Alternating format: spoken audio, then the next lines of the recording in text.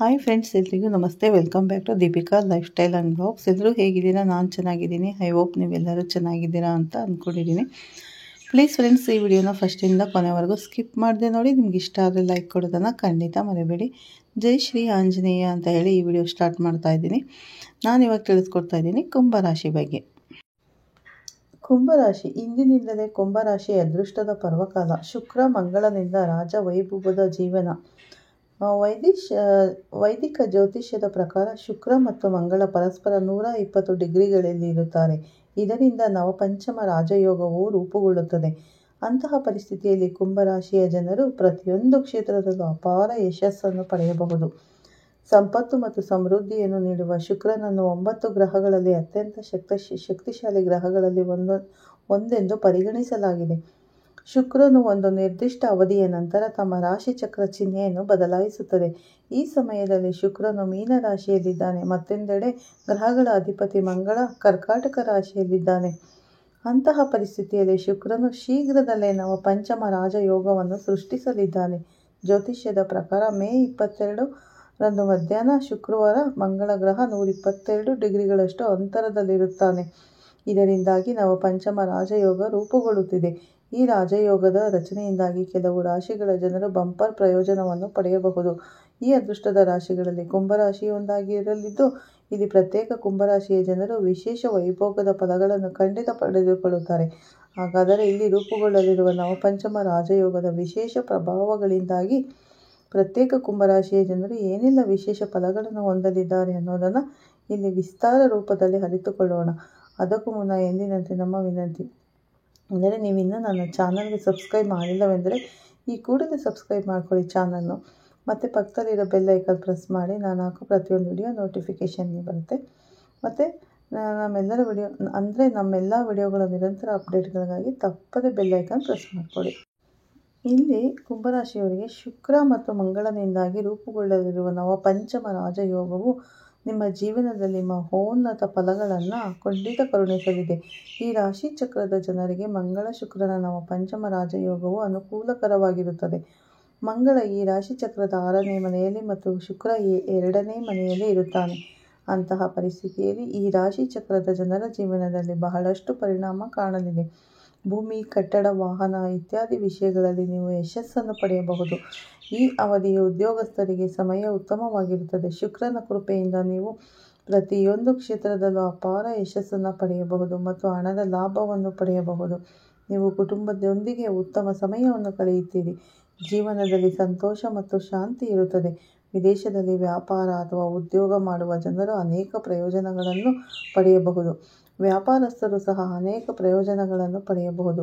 ಈ ರಾಶಿ ಚಕ್ರದ ಜನರಿಗೆ ಮಂಗಳ ಶುಕ್ರನ ನವಪಂಚಮ ರಾಜಯೋಗದಿಂದ ಅದೃಷ್ಟದ ಸಂಪೂರ್ಣ ಬೆಂಬಲವನ್ನು ಪಡೆಯಬಹುದು. ನೀವು ಆಧ್ಯಾತ್ಮಿಕತೆಯ ಕಡೆಗೆ ಹೆಚ್ಚು ಒಲವು ತೋರಬಹುದು. ಇದರೊಂದಿಗೆ ನೀವು ನಿಮ್ಮ ಕೆಲಸವನ್ನು ಉತ್ತಮವಾಗಿ ಮಾಡಲು ಸಾಧ್ಯವಾಗುತ್ತದೆ. ನೀವು ವ್ಯವಹಾರದಲ್ಲಿ ಉತ್ತಮ ಲಾಭವನ್ನು ಪಡೆಯಬಹುದು. ಪಾಲುದಾರಿಕೆಯಲ್ಲಿ ನಡೆಯುತ್ತಿರುವ ವ್ಯವಹಾರಗಳಲ್ಲಿ ನೀವು ಉತ್ತಮ ಲಾಭವನ್ನು ಪಡೆಯಬಹುದು. ಇದರೊಂದಿಗೆ ಪ್ರೇಮ ಜೀವನದಲ್ಲಿ ನಡೆಯುತ್ತಿರುವ ಸಮಸ್ಯೆಗಳನ್ನು ಪರಿಹರಿಸಬಹುದು. ಮಕ್ಕಳ ಕಡೆಯಿಂದ ಸಕಾರಾತ್ಮಕ ಪರಿಣಾಮಗಳನ್ನು ಕಾಣಬಹುದು. ಮಕ್ಕಳ ಕಡೆಯಿಂದ ಕೆಲವು ಸಮಸ್ಯೆಗಳು ಕಡಿಮೆಯಾಗಬಹುದು. ಜೀವನದಲ್ಲಿ ಸಂತೋಷ ಮತ್ತು ಶಾಂತಿ ಉಳಿಯುತ್ತದೆ. ನವಪಂಚಮ ರಾಜಯೋಗವು ಈ ರಾಶಿ ಚಕ್ರದ ಜನರಿಗೆ ಅನೇಕ ಕ್ಷೇತ್ರಗಳಲ್ಲಿ ಸಂತೋಷವನ್ನು ತರಬಹುದು. ಕುಂಭರಾಶಿ ಚಕ್ರದ ಜನರು ಪ್ರತಿಯೊಂದು ಕ್ಷೇತ್ರದಲ್ಲೂ ಅಪಾರ ಯಶಸ್ಸನ್ನು ಪಡೆಯಬಹುದು. ಲಾಭದ ಹಾದಿ ಸುಗಮವಾಗುತ್ತದೆ. ಇದರೊಂದಿಗೆ ದೇಶೀಯ ಮತ್ತು ವಿದೇಶಿ ವಿಷಯಗಳಲ್ಲಿ ನಡೆಯುತ್ತಿರುವ ವಿವಾದವು ಈಗ ಕೊನೆಗೊಳ್ಳಬಹುದು.